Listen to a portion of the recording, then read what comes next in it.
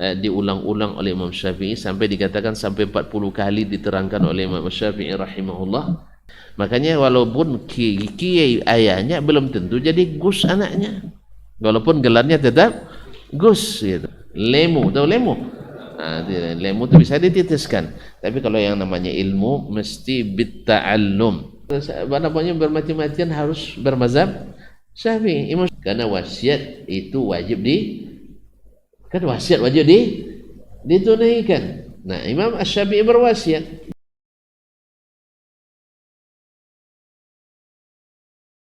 Idz kana rahimahullah la yarwi khabaran sahihan la yaqulu bihi. Karena Imam Asy-Syafi'i tak satu pun hadis sahih yang diriwayatkannya kecuali dia mengambilnya sebagai hujjah. Jelas? Beliau tidak meriwayatkan hadis sahih kecuali beliau jadikan hujjah. Nah, lalu beliau Imam Abu Utsman membuktikannya dengan riwayat dari Imam Syafi'i sendiri, bahwasanya beliau meriwayatkan hadis mengambil hujjah dari hadis itu. Jelas?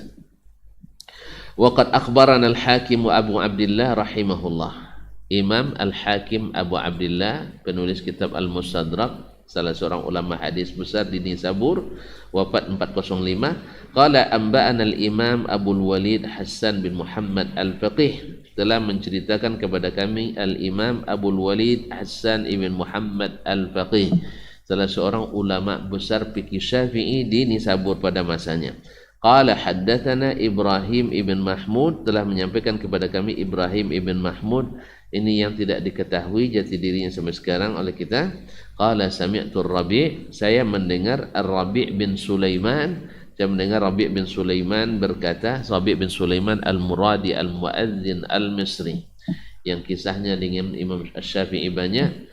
Di antaranya dia pernah satu hari agak lambat pahamnya, dia ulang-ulang, tak juga dia paham di majelis, akhirnya ditinggalkan majelis. Lalu Imam Asy-Syafi'i rahimahullah datang ke rumahnya langsung menjelaskan, ya mari kita duduk kembali. Lalu dia katakan, diulang-ulang oleh Imam Syafi'i sampai dikatakan sampai 40 kali diterangkan oleh Imam Syafi'i rahimahullah. Begitulah guru, Masya Allah tabarakallah, dah paham. Lalu Imam Syafi'i mengatakan, ya Rabi', law istata'tu an ut'imaka ilman la'at'amtuk. Andainya bisa ilmu ini saya suapkan kamu, pakai suapkan aja mah. Jadi sekali sepiring sekali suap gitu ya. Tapi karena ilmu ini perlu innamal ilmu bitta'allum. Ilmu itu mesti berproses belajar. Tidak bisa disuapkan. Kalau suap anak ulama jadi ulama semuanya. Ya dah. Ya kan? Cuma kan berapa banyak anak ulama besar tapi tidak jadi ulama. Jelas? Makanya ilmu tidak dititiskan. Makanya walaupun kiai ayahnya belum tentu jadi Gus anaknya, walaupun gelarnya tetap Gus gitu. Ilmu tak bisa dititiskan, ilmu itu dipelajari. Jelas? Jadi kalau ada yang dititiskan berarti lemu. Nah, kalau lemu memang bisa dititiskan. Lemu, tahu lemu? Nah, lemu itu bisa dititiskan. Tapi kalau yang namanya ilmu mesti bitta'allum. Kata Nabi SAW, innamal ilmu bitta'allum. Makanya talabul ilmi faridah. Makanya anak kiai tidak boleh langsung jadi Gus, ya, kalau yang dimaksud adalah ilmu. Tapi kalau lemu tanpa dituntut pun dititiskan. Karena Masya Allah kadang-kadang ada perjanjian dengan jin. Ada perjanjian kadang dengan jin, bahwa anda harus ilmu saya ini disalin langsung oleh keturunan saya. Ada memang. Mau? Alhamdulillah. Untuk tidak mau, saya juga tidak.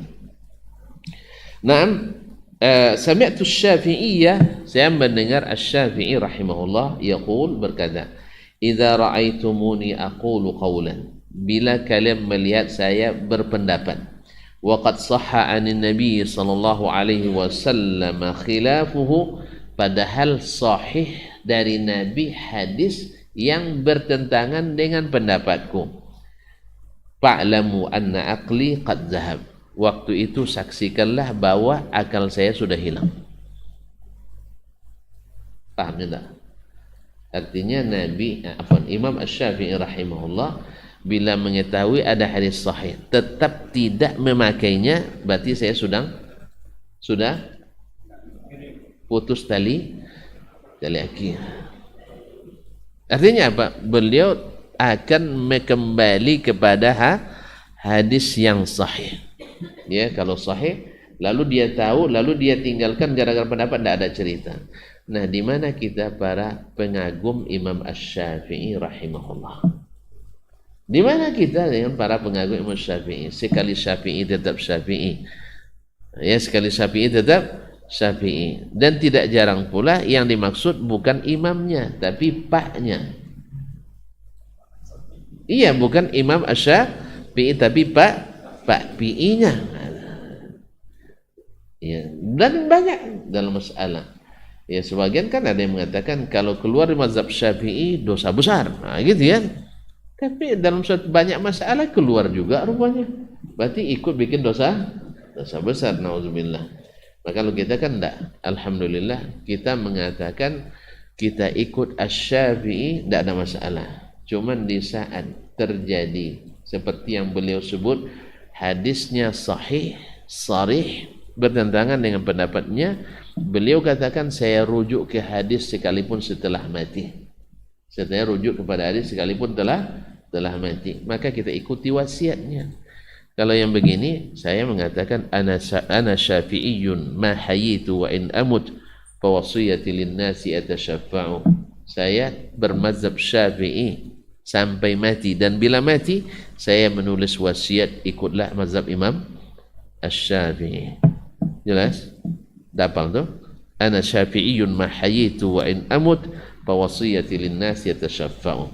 Karena Imam Syafi'i ini yang semangat yang ditanamnya. Jangan taklid ke saya. Bahkan dia katakan tidak saya berharap semua ilmu ini diambil tapi tak satu pun dinisbatkan kepada diri saya.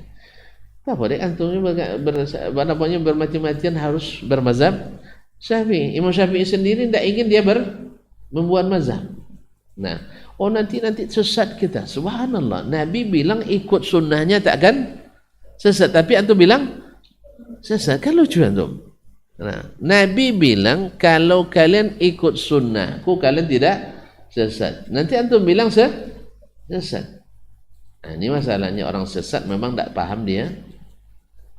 Ada orang sesat sengaja sesat. Ada orang sesat sengaja sesat? Tidak ada. Kalau sengaja dia sesat, tidak akan sesat dia. Kalau tahu dia sesat, dia tak akan sesat. Makanya Nabi katakan takkan sesat selamanya, takkan binasa selamanya. Maka oleh sebab itu, sesuai dengan semangat para imam itu sendiri, bahwasanya bila datang hadis sahih, kita tinggalkan pendapatnya karena itu wasiatnya. Karena wasiat itu wajib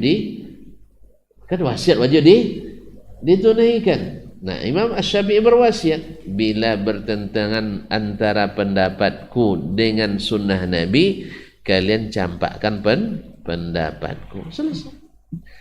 Saya tidak bisa. Kalau tidak bisa, kenapa dipaksakan gitu ya? Maksudnya tidak bisa, saya belum berilmu, tidak apa-apa. Yang tidak berilmu jangan ikut-ikutan pula. Yang masih dengan derajat awam, ya kita sebagian besar kan kita awam masih ini ya. Kita ini masuk golongan awam. Kalau hidup di masa Syafi'i, kita ini kalau sempat kita hidup di masa Imam Asy-Syafi'i, Ustadz ini awam, ini termasuk golongan awam. Nah, terpaksa saya buat cerita nanti. Bukan buat cerita, saya riwayatkan ada cerita disebutkan oleh Al-Khatib Al-Baghdadi dalam Al-Faqih Al-Mutafaqih. Ada seorang, panjang lagi, ini belum selesai Ustaz ya. Singkat cerita, ada seorang yang pergi menuntut ilmu ke Baghdad, punya target menguasai semua ilmu. Sampai 4 tahun dah selesai, dia nak berangkat pulang. Ini sebenarnya ada ceritanya yang mengharukan di dalamnya, cuman karena waktu ini masalahnya. Nanti tuan-tuan nengok jam juga. Ya. Jadi kaum muslimin muslimat, sampai dia nak pulang, dia pas mau beli-beli nak belanja oleh-oleh, dengar ibu-ibu jual sayur berdebat masalah fikih yang dia sendiri belum paham masalah itu. Tidak jadi pulang. Jadi makanya kita ini di masa Imam Syafi'i terhitung orang awam. Kalau memang kita tidak masuk ya artinya tidak berilmu kita, taklid. Jangan ke Imam Syafi'i, ke ustaz saja boleh orang awam, ke ustaz saja boleh taklid. Kok mandang begitu untuk saya?